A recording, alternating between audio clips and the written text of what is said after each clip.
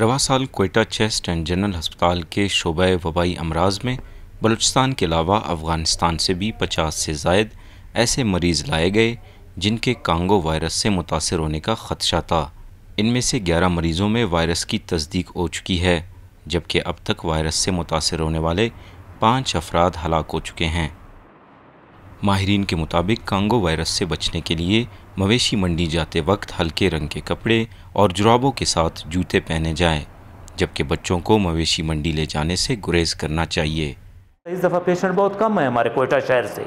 अभी जो पेशेंट आ रहे हैं लोरलाई से आ रहे हैं, जोब से आ रहे हैं, किला अब्दुल्ला से आ रहे हैं, कुछ अफ़गानिस्तान से भी आ रहे हैं। कोई 10-12 पेशेंट आए थे अफ़गानिस्तान से, उनमें भी 1-2 सस्पेक्टेड थे और 1-2 पॉजिटिव थे। दूसरी जानिब कोयटा शहर में कांगो वायरस के बारे में मुकम्मल आगाही ना होने की वजह से बाज़ शहरी इस वबाई मर्ज से नावाकिफ़ हैं। ये है कि जब बकरा ईद आती है हर साल ही तमाशा होता है।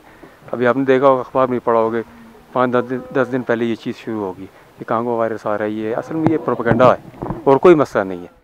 माहिरीन का मशवरा है कि ईद के दौरान मवेशियों की ख़रीदारी और ज़िबा करते वक्त अगर एहतियाती तदाबीर अपनाई जाए तो कांगो वायरस से बचाव मुमकिन है।